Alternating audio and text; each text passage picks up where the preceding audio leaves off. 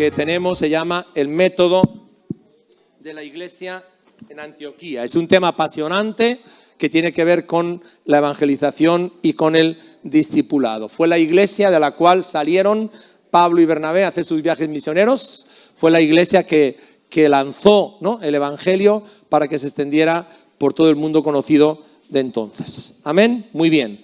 Pues creo que estamos listos ya para la palabra. Bien. Hoy he titulado este mensaje Jóvenes limpios. Mi pregunta que le hacía al Señor es: ¿qué nos quieres decir tú hoy para los jóvenes que están siendo tan influidos, tan confundidos a veces y tan sacudidos en el mundo espiritual? ¿Verdad? El domingo pasado, ¿os acordáis? Comenzamos una enseñanza expositiva del Salmo 119. Y quiero preguntarte, hoy no está Joan aquí para hacer las preguntas, pero quiero preguntarte, ¿te lo has leído varias veces ya? ¿Te lo has leído varias veces? Yo te invito a que lo leas. Y estamos mirando un versículo de este Salmo que nos motiva a hacer lo que estamos haciendo, que es si tienes ahí tu Biblia ya abierta en el Salmo 119, que es el versículo 18. El versículo 18 dice: abre mis ojos. ¿Para qué? Para ver las maravillas de tu ley. Esa es nuestra oración. Señor, abre mis ojos espirituales, ¿no?, para que yo pueda ver las maravillas, las excelencias de tu palabra. Como sabéis, este Salmo es el capítulo más extenso de toda la Biblia. Tiene 176 versículos. Y del libro más grande de toda la Biblia, que es el libro de los Salmos, que tiene 150 capítulos. Pero aparte de eso, este Salmo tiene 22 estrofas. Cada estrofa representa o contiene una letra del alfabeto hebreo. El alfabeto hebreo tiene 22 letras. Entonces, el primero, por ejemplo, pone Aleph, que es la A.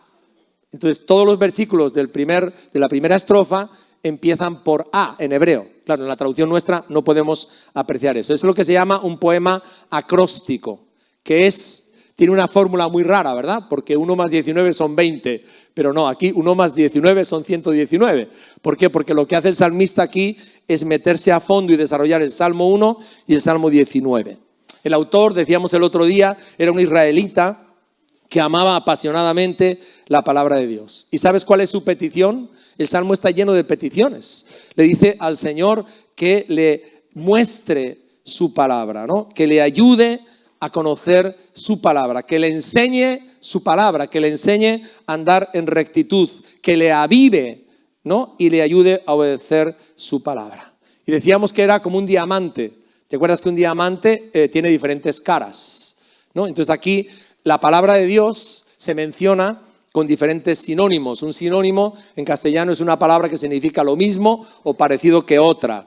Bien, entonces a veces la palabra de Dios se menciona como la ley, los testimonios, los estatutos, los caminos, los mandamientos, los juicios, las promesas y las palabras. Y todas ellas son sinónimos de lo mismo, sinónimos que están distribuidos a lo largo de las 22 estrofas que tiene el Salmo. El domingo pasado, además de introducirlo, explicarlo, os animé mucho a leer el libro de los Salmos y te sigo animando porque quizás es uno de los libros que mejor recoge nuestros estados anímicos. Anoche era tarde ya y me entra un mensaje. Alguien que estaba sufriendo me dice: pastor, no puedo más. Estoy viviendo un drama familiar tan terrible. ¿Verdad? ¿Qué hago? ¿Puede orar por mí? Y justo el Espíritu Santo en ese momento me trajo el Salmo 28. Léelo y verás lo que refleja. Era un salmo justo, ¿verdad?, que refleja la angustia que esta mamá estaba pasando por su situación familiar. Entonces, los salmos son tan bonitos porque nos recogen. Por un lado, recogen lo que mi alma está sintiendo y por otro lado, me hacen enfrentarlo de una manera espiritual, de una manera que me sana, que me alivia, que me ayuda. Así que ánimo, ¿verdad?, a leer este libro tan maravilloso que es el libro de los Salmos. Y vimos la primera estrofa, ¿te acuerdas? El hombre que obedece su palabra tiene verdadera felicidad. Solo Jesús, decíamos, nos da la verdadera felicidad.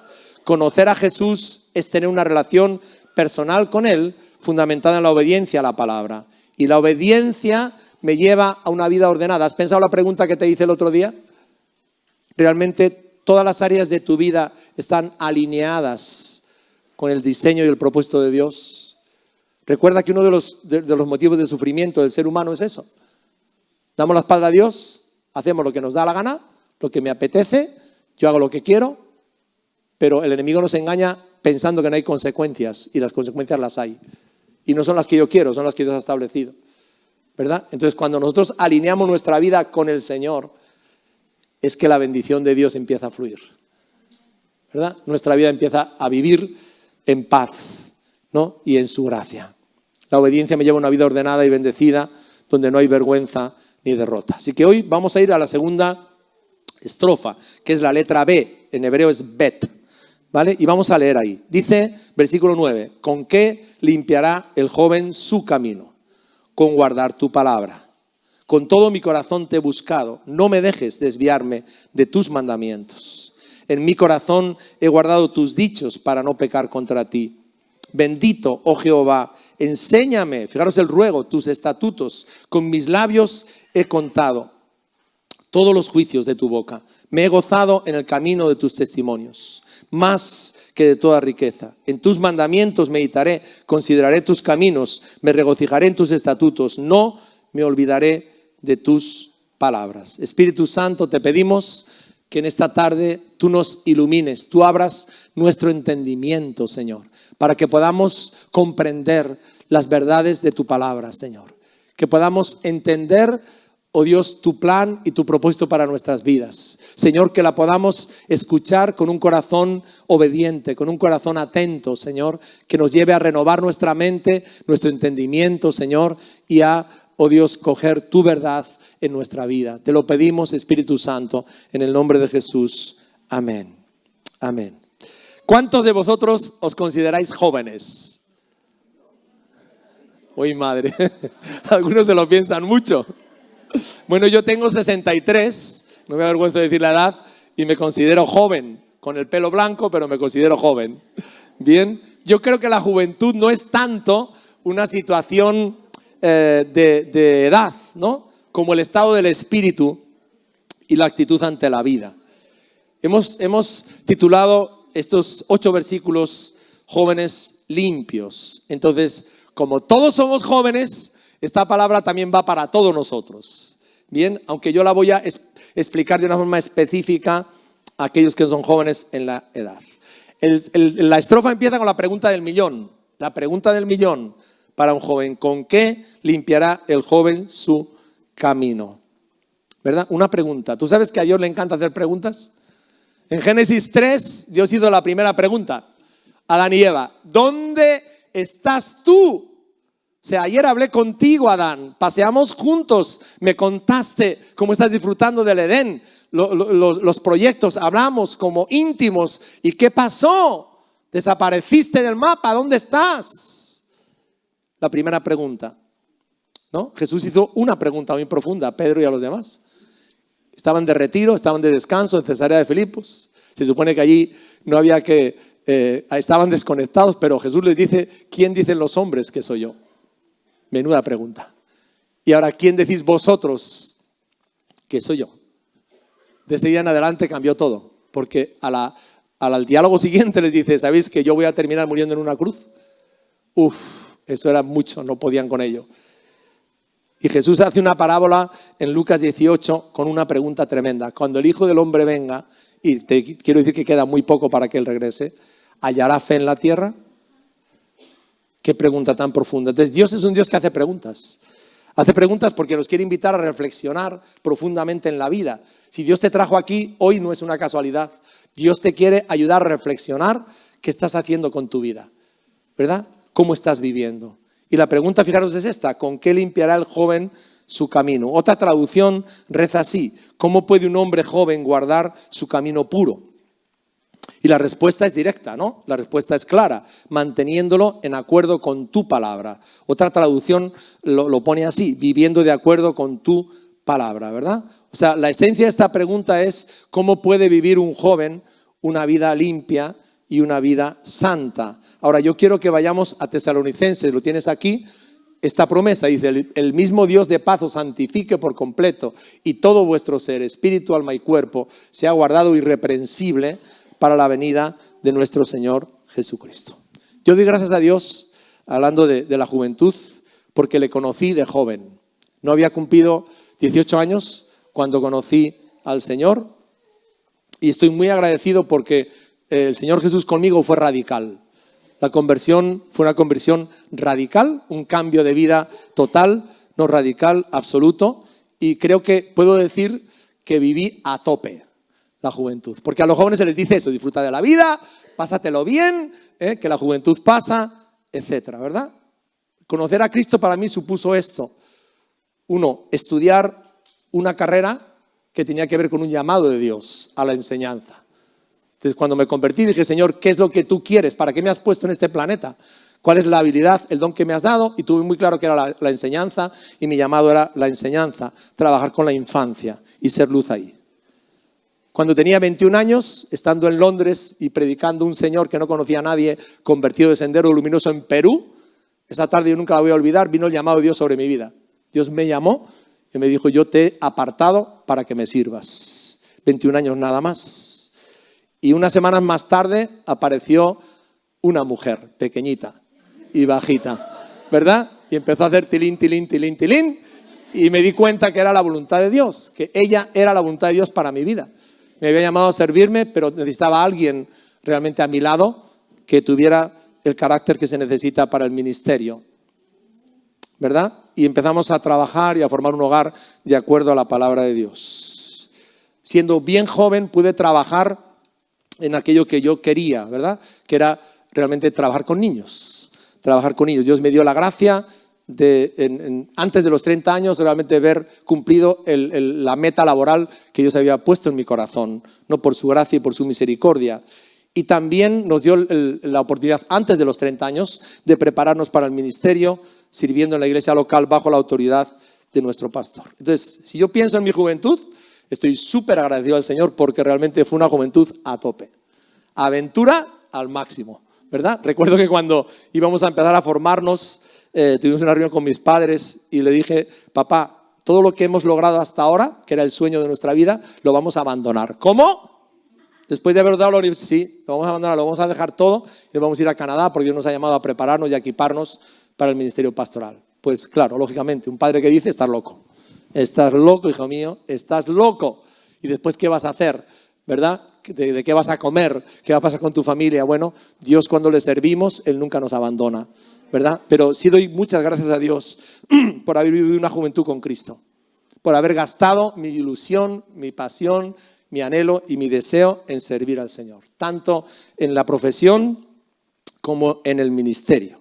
Ahora, yo tengo una segunda pregunta. ¿Qué consejos vitales, porque hay una pregunta aquí, da el Señor a los que están en esa etapa de la vida? Y la Biblia está llena de eso, ¿eh? Vamos a ver 4 nada más. Hay consejos claros, joven que estás aquí, ¿verdad? Para vivir tu vida plena, a tope. El primero está en Proverbios, capítulo 4, del 1 al 7. Lo tenemos en la pantalla, por favor. Proverbios 4, del 1 al 7, dice, oíd hijos, está hablando un padre, la enseñanza de un padre, y estad atentos para que conozcáis cordura. Porque os doy buena enseñanza, no desamparéis mi ley, porque yo también fui hijo de mi padre, delicado y único delante de mi madre. Y él me enseñaba y me decía, retenga tu corazón mis razones, guarda mis mandamientos y vivirás. Adquiere sabiduría, adquiere inteligencia, no te olvides ni te apartes de las razones de mi boca, no la dejes y ella te guardará. Ámala y te conservará. Sabiduría, ante todo, adquiere sabiduría.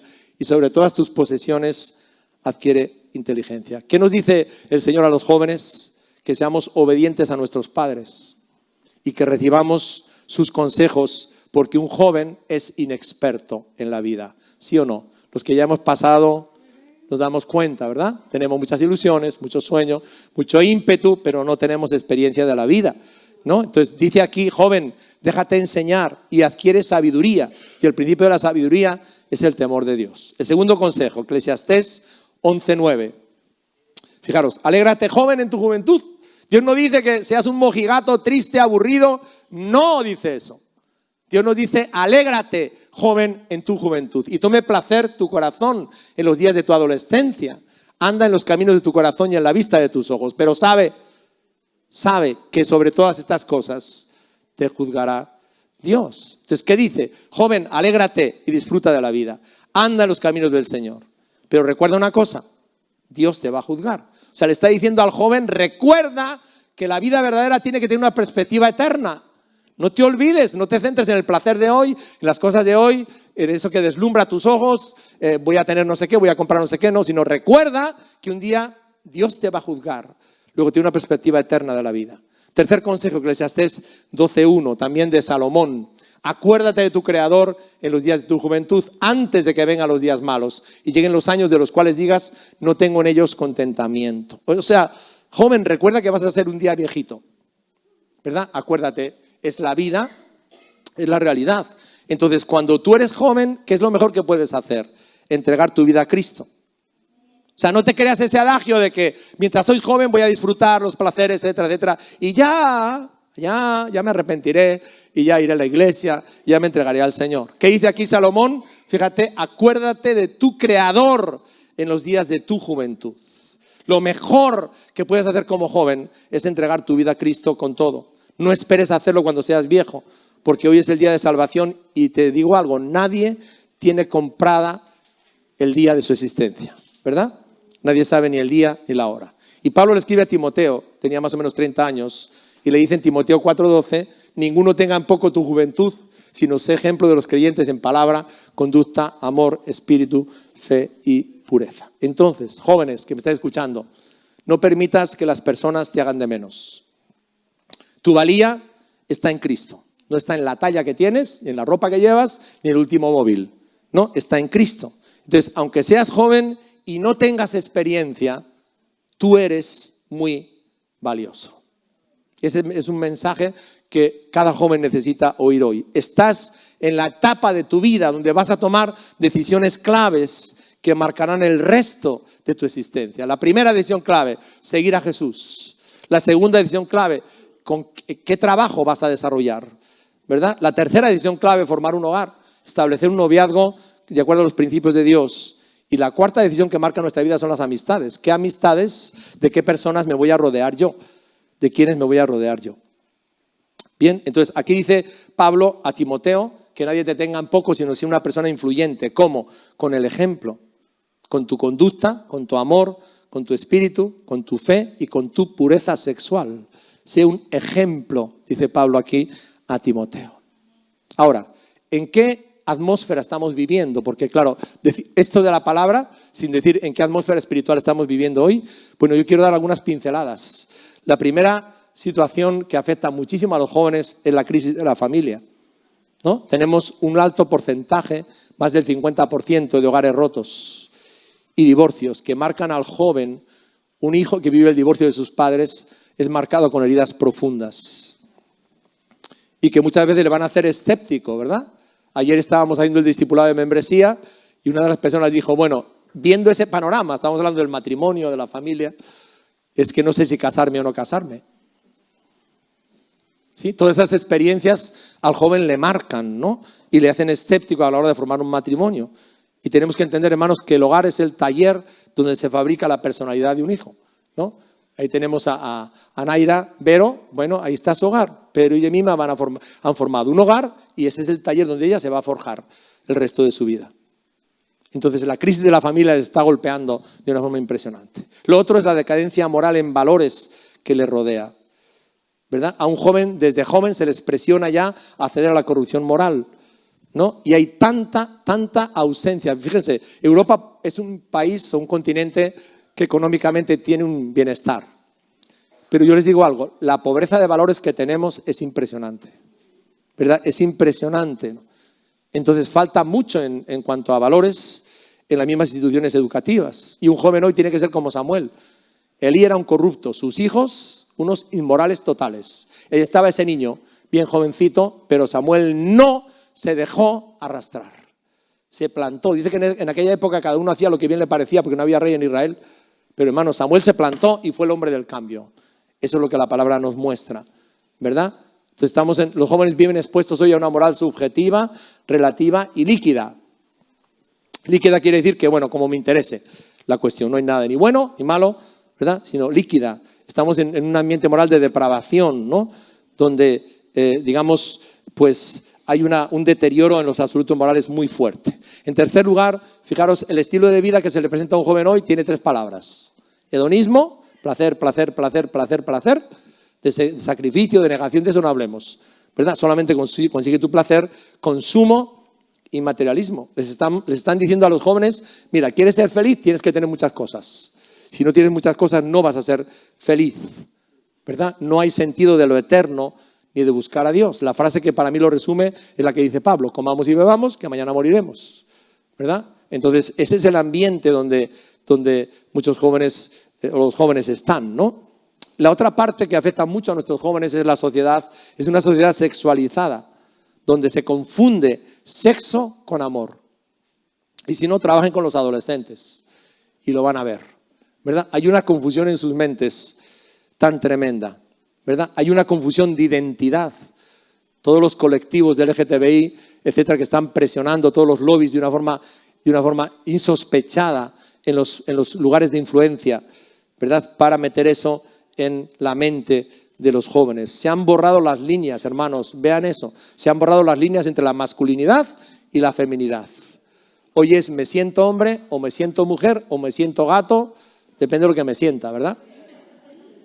Ese es el mundo real, donde nuestros hijos están, el cole, el instituto, donde van. Se han borrado las líneas. Ahora, fíjense, hermano, vayamos a la Biblia, Génesis 1:27. ¿Qué dice cuando Dios lo creó? Cuando Dios nos creó fue muy claro, ¿verdad? Él dice aquí esto, dice, creó Dios al hombre a su imagen, a imagen de Dios lo creó, varón y hembra los creó. Dios es claro, la palabra no nos deja en confusión ninguna, ¿verdad? Lo deja muy claro, ¿no? Entonces, Dios habla muy claro también en cuanto a la inmoralidad sexual. Dios ha establecido el matrimonio y el sexo, que es algo bueno y santo, está diseñado para vivirlo dentro de ese cauce, ¿no? Para que traiga vida y traiga bendición. Y fijaros, Pablo le dice a Timoteo, en cuanto a esto, 2 de Timoteo, sí, lo tenemos aquí, huye también de las pasiones juveniles. Sigue la justicia, la fe, el amor y la paz. Con los de corazón limpio invocan al Señor, ¿no? Y cuando vemos a José, pasamos al siguiente, fijaros cómo actuó José como muchacho joven. Dice, entonces él dejó su ropa en las manos de esta mujer que quería provocarle al pecado y arruinar su vida, y huyó y salió. Una postura bien íntegra y bien valiente. Entonces, ¿cuál es la mejor preparación para el matrimonio? Pues guardarse puro y virgen para la persona que Dios tiene preparada para ti. Porque Pablo dice, la fornicación es robo y engaño. Primera de Tesalonicenses 4:6. Lo puedes leer, ¿verdad? Otro aspecto importante de la sociedad donde viven nuestros jóvenes, se les seduce a vivir de una forma egocéntrica. Y quiero que veas las redes desde esta perspectiva.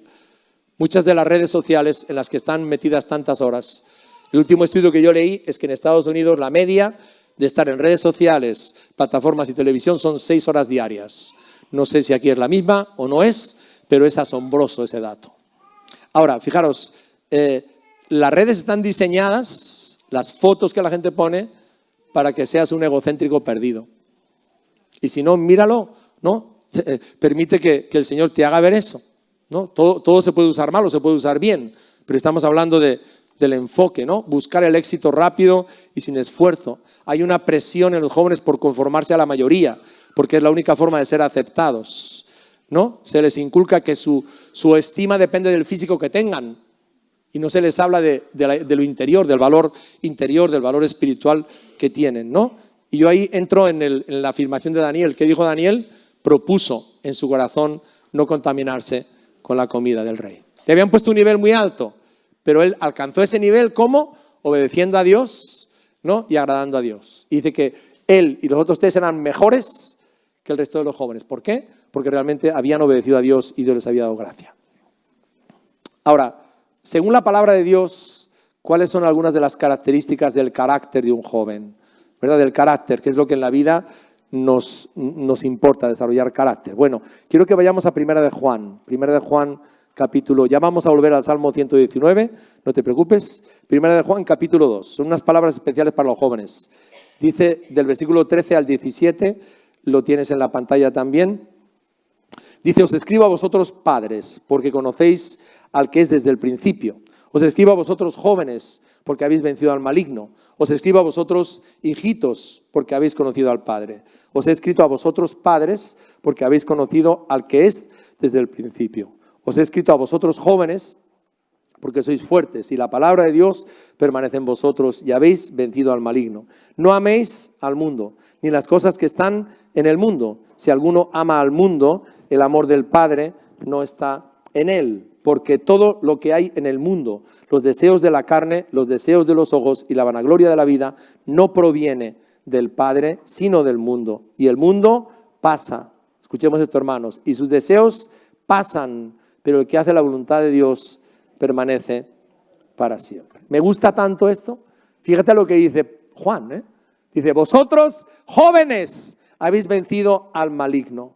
Está hablando de jóvenes, creyentes, discípulos valientes. No os habéis dejado arrastrar por el príncipe de este mundo, que es Satanás. Habéis luchado contra el pecado y contra la mentira. Habéis determinado vivir contra la corriente. Habéis preferido quedaros solos a ceder.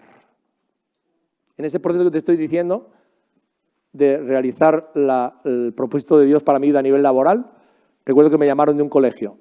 Era un puesto de profesor de inglés genial. Hicieron las pruebas, todo, ok. Voy a firmar el contrato.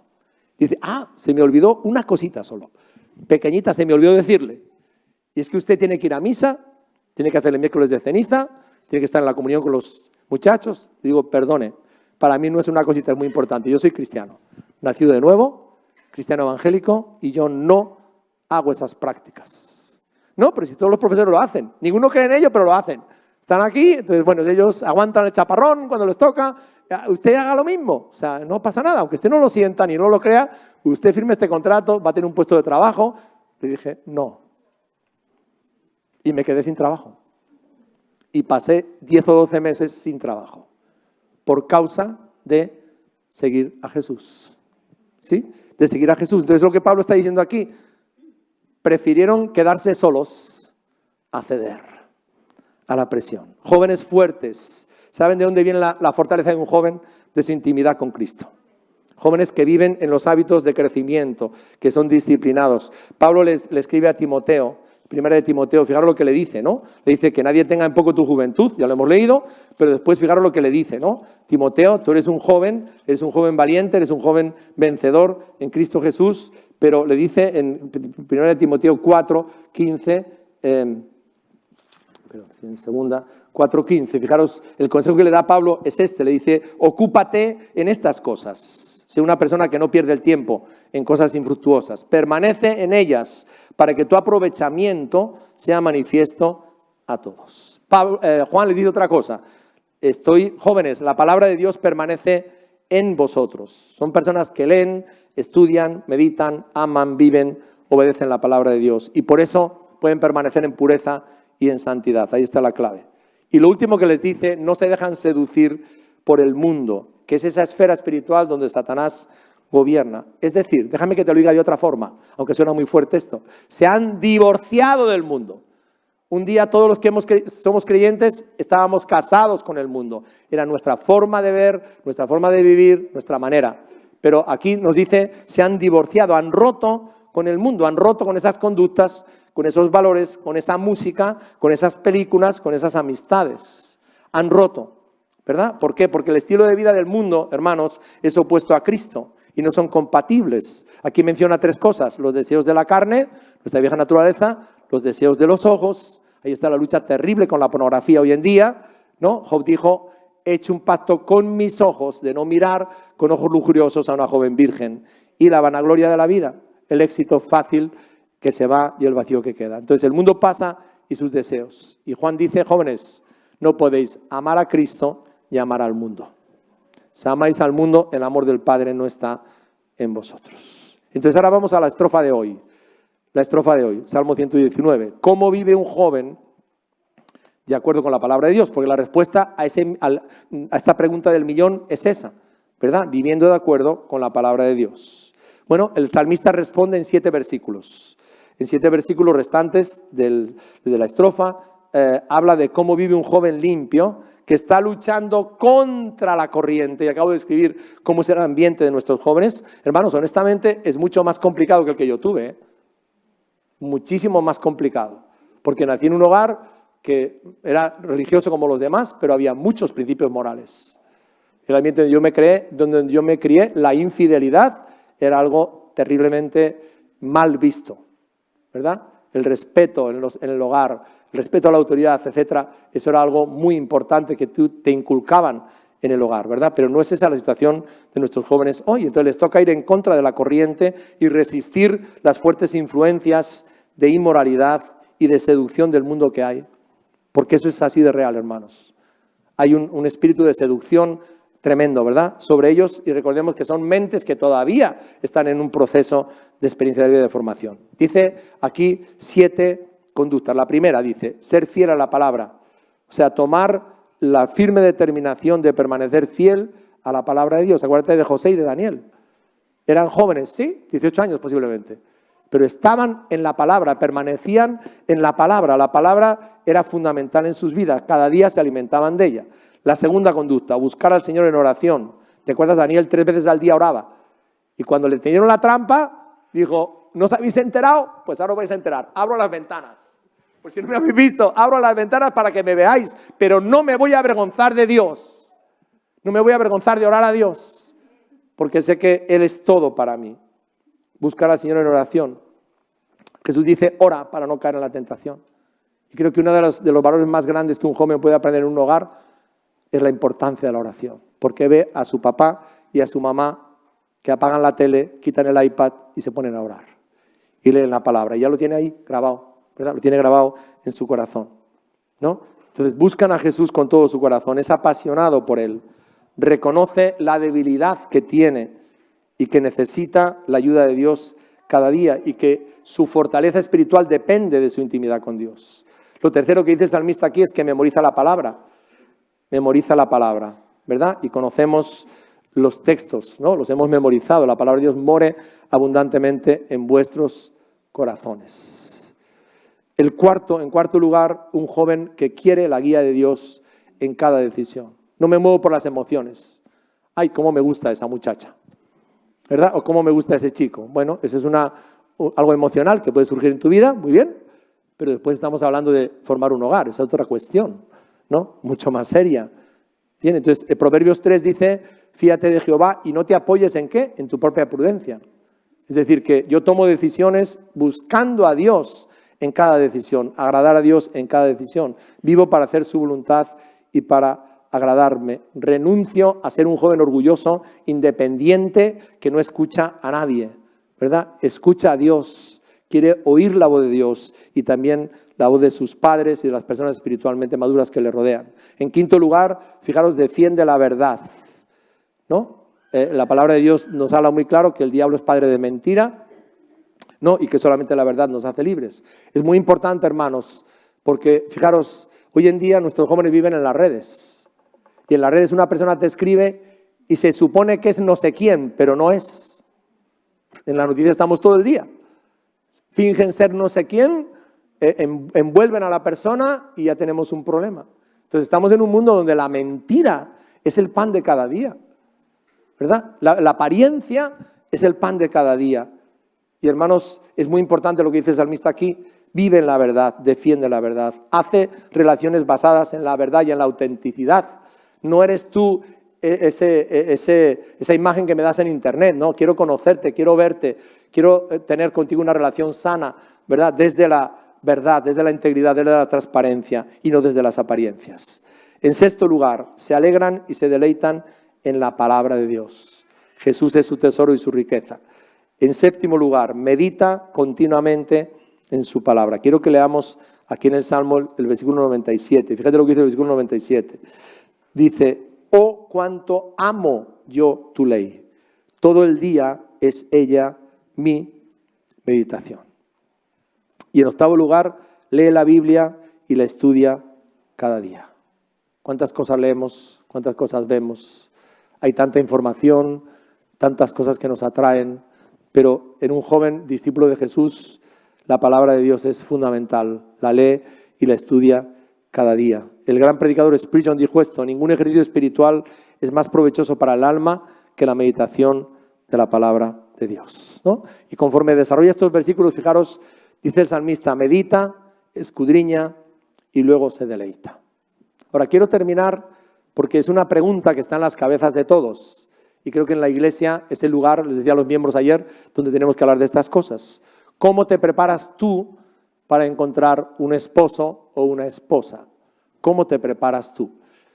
Ayer hablábamos en la membresía que el noviazgo cristiano no tiene nada que ver con el noviazgo del mundo. Nada que ver. Cuando yo me convertí, una de mis peticiones era, Señor, provéeme una esposa. Estuve 3 años orando hasta que apareció Esther. 3 años. Y la otra petición es, yo quiero vivir un noviazgo cristiano.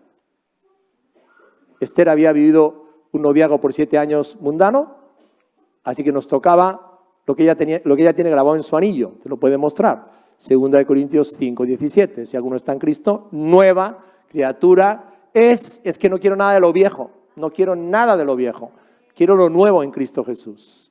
Entonces nos tocó ponernos a trabajar en cómo se hace, cómo se vive, cómo es un noviazgo cristiano. Me parece, hermanos, algo, yo diría, dramático, que estemos en la iglesia, estemos en el Señor y vivamos el noviazgo de acuerdo a los patrones del mundo. Me parece algo tremendo, ¿verdad? Que no casa, que no concuerda. Entonces, la mejor forma de que Dios te provea un esposo es que tú te prepares para ser la mejor esposa. ¿Sí? Y la mejor forma de que Dios te provea una esposa es que tú te prepares para ser el mejor esposo. Entonces, quiero nombrar 5 aspectos prácticos que son muy importantes. El primero, comprométete a no dejar nunca de aprender. Comprométete a no dejar nunca de aprender. Esa es una decisión tuya. Fijaros en Proverbios 23:12, habla aquí Salomón precisamente de esto mismo y dice así: aplica tu corazón a la enseñanza y tus oídos a las palabras de sabiduría. Y yo quiero invitarte a los jóvenes a que hagas esta evaluación. ¿Cuántas horas al día lees o cuánto tiempo lees la palabra comparado con las películas que ves en la plataforma, el tiempo que estás en internet, en redes sociales, etcétera? Hazte esta pregunta, haz esa evaluación, ¿verdad? Porque aprender es un estilo de vida permanente, ¿no? Cada día debo aprender. Dios quiere que aprenda cosas nuevas cada día. Él quiere enseñarme. La vida, hermanos, no es un diploma. Tú puedes tener un máster en robótica, pero ser a la hora de llevar tu vida un desastre. Y lo que Salomón está hablando aquí, que nos prepara para el matrimonio, es que seamos sabios en nuestra forma de vivir en el temor de Dios. Lo segundo, aprende las lecciones de la generación que te precedió. Acordaos de Belsasar, cuando la mano empieza a escribir en la pared, ¿cuál era el problema? Dios trató con Nabucodonosor, con su abuelo, y Dios le convirtió en una bestia para mostrarle de que el orgullo no es un buen negocio en la vida. Que el orgullo nos lleva a que Dios nos resista y nos arruina. La soberbia arruina nuestra vida. Pero Belsasar, borracho, cuando ve escribir aquella mano, no había aprendido la lección. Y el profeta Daniel aparece ahí, ¿verdad? Y le dice, tu reino en horas va a ser entregado a los medos y a los persas, porque no aprendiste la lección de tu generación anterior. ¿Te acuerdas de Roboam? Vivía en el lujo con sus amigotes, de banquete en banquete. Los ancianos le dicen, mira, trata bien al pueblo y no le suba los impuestos. Y él dice así, ¿a mí?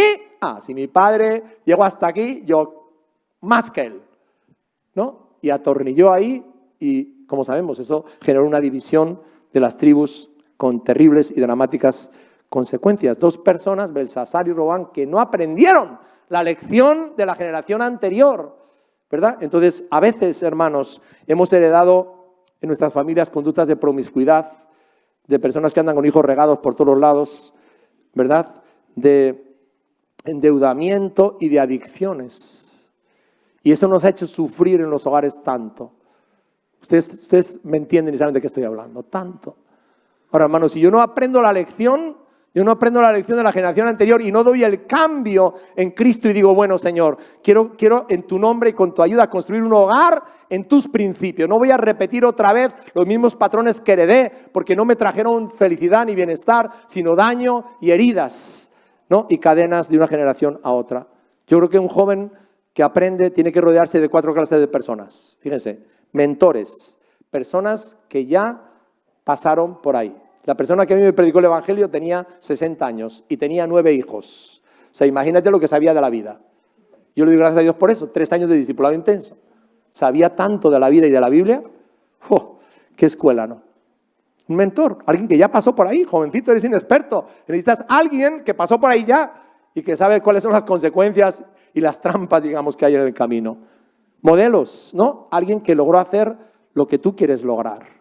En el caso mío era la enseñanza. Bueno, estate con alguien cristiano, con valores, que logró hacer eso que tú deseas en la vida, que Dios ha puesto en tu corazón hacer, ¿no? Colaboradores, los que reman contigo. Y amigos, personas que te amen de verdad. En las buenas, en las malas, van a estar ahí contigo, caminando. ¿Verdad? Entonces, eso es muy importante. Eso es muy importante. En tercer lugar, para prepararme para un buen matrimonio, mantener una actitud humilde. La humildad y dejarnos enseñar van de la mano. Cuanto más humilde seamos, menos tropezaremos. Cuanto más conocemos a Jesús y leemos y amamos su palabra, más sabio vamos a ser. La palabra de Dios nos dice, mantente humilde para ser sabio. Y muchas veces lo que vemos en nuestra generación es que se les incita a los jóvenes al orgullo. Ese viejo, ¿qué me va a decir a mí? Sí, actitudes de desprecio, de orgullo, de soberbia, ¿verdad? Yo ya lo tengo, yo ya lo sé, yo ya lo he conseguido. Bueno, pues aunque tengas 3 másters, sigues siendo un joven que le toca aprender todavía muchas cosas en la vida. Bien, entonces mantener una actitud humilde. En cuarto lugar, negarnos a llenar nuestra mente de basura. No contaminar nuestra mente. Todo lo bueno, todo lo amable, todo lo justo, todo lo que es de buen nombre, en esto pensar. Toda la basura que metamos aquí nos va a robar las ganas de leer la Biblia. Y en quinto lugar, poner en práctica lo que has aprendido, ¿verdad? Creo aquello que en realidad pongo en práctica. Las buenas enseñanzas sirven de poco si no las ponemos en práctica. Y quiero terminar. Queridos hermanos, aquí físicamente algunos somos o sois jóvenes, otros en el espíritu lo somos, ¿verdad? Pero lo que es cierto es que Dios nos ha llamado a todos a vivir una vida limpia y una vida santa. Y eso es un proceso, ¿no?, de cambio que empieza con el arrepentimiento de nuestros pecados y con poner nuestra confianza en Jesús, rendirnos a Él, entregarnos a Él. Él nos salva, Él nos perdona, la vida eterna es un regalo, es por fe y es por gracia. Pero una vez que hemos nacido de nuevo, empieza ese proceso de limpieza y de santidad que tiene que ver con vivir de acuerdo con la palabra de Dios, ¿no? Entonces, joven, en esta mañana, este es el consejo de Dios. Obedece, honra y respeta a tus padres. Déjate enseñar para que aprendas a vivir en el temor de Dios y serás sabio. Entrega tu vida a Cristo ahora, en los días de tu juventud, para que te alegres y disfrutes de la vida.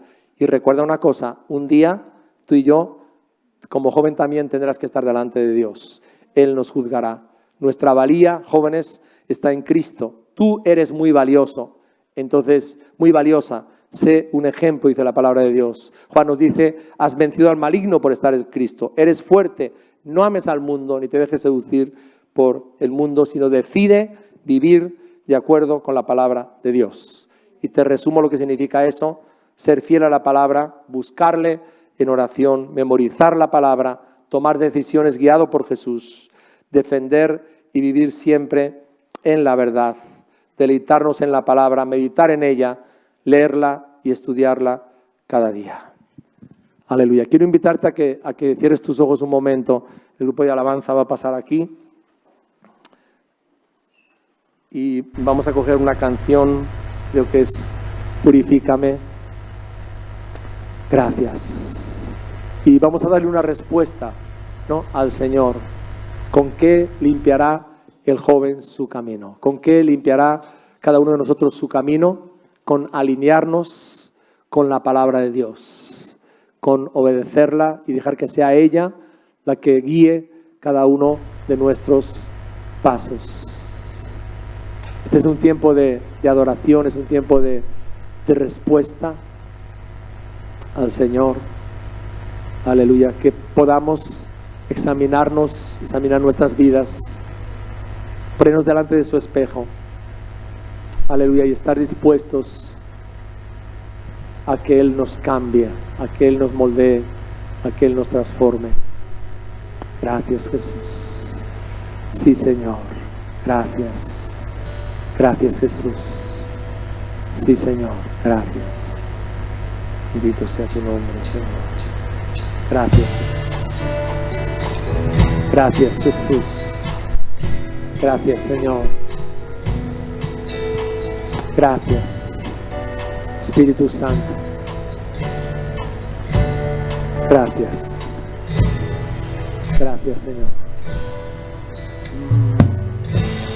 Enséñame tu camino, Señor, y andaré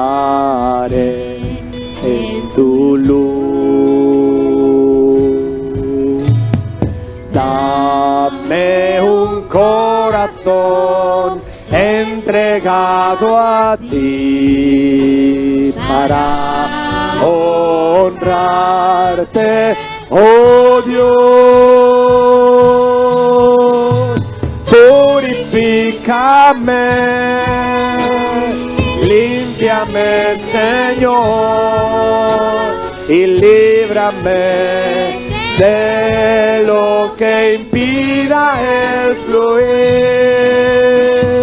Purifícame,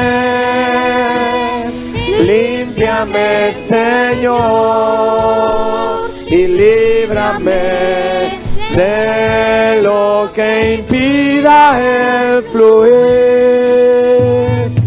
Oh, sí, Señor, límpianos, Señor. Gracias, Jesús. Enséñame tu camino, Señor, y andaré en tu luz. Sí, Señor. Dame un corazón entregado a ti para honrarte, oh Dios. Purifícame, límpiame, Señor, y líbrame de lo que impida el fluir. Purifícame, límpiame, Señor, y líbrame de lo que impida el fluir. Purifícame, límpiame, Señor, y líbrame de lo que impida el fluir. Purifícame, límpiame, Señor, y líbrame de lo que impida el fluir. Tu amor. Amén. Quiero invitar a los sugieres que pasen adelante. Vamos a darte esta hoja, ¿verdad? Hoy tu respuesta va a ser por escrito. En esta hoja tienes la oportunidad de marcar cuál es aquello que tú quieres hacer para seguir creciendo, para seguir madurando en el Señor, ¿verdad? Y es la manera, somos una iglesia donde queremos ayudar a cada uno a ser discípulo. Queremos ayudar a cada uno a crecer, a madurar en el Señor. Y queremos hacerlo de una forma bien concreta, bien específica. Entonces, te van a pasar la hoja, te van a pasar un bolígrafo por si no lo tienes, y vamos a seguir adorando al Señor, ¿verdad? Vamos a seguir adorando, porque el camino de la limpieza, de la santidad, es el camino del crecimiento, ¿no? Cuando nosotros decidimos rendirnos a Cristo por completo, ¿no? Es la manera de poder experimentar el crecimiento y la plenitud que Él tiene para nosotros. Tesalonicenses dice que todo vuestro ser, espíritu y alma y cuerpo, ¿no?, sea completo, sea perfeccionado, aleluya, hasta el día de Jesucristo. Muy importante que al final pongas tu nombre, ¿verdad?, y tu teléfono para podernos ayudar, aleluya, en este proceso. Yo te quiero invitar hoy a que des pasos de crecimiento. Si no estás bautizado todavía en agua, públicamente no has dado ese paso de obediencia, quiero invitarte a que lo hagas. Si todavía llevas tiempo asistiendo a la iglesia, estás bautizado y no has decidido ser miembro, quiero animarte a que lo hagas, a que te comprometas a ser miembro de la iglesia, ¿verdad? Estar plantado y crecer en el Señor. Adoramos con la canción. Gracias, Jesús. Bendito seas, Señor.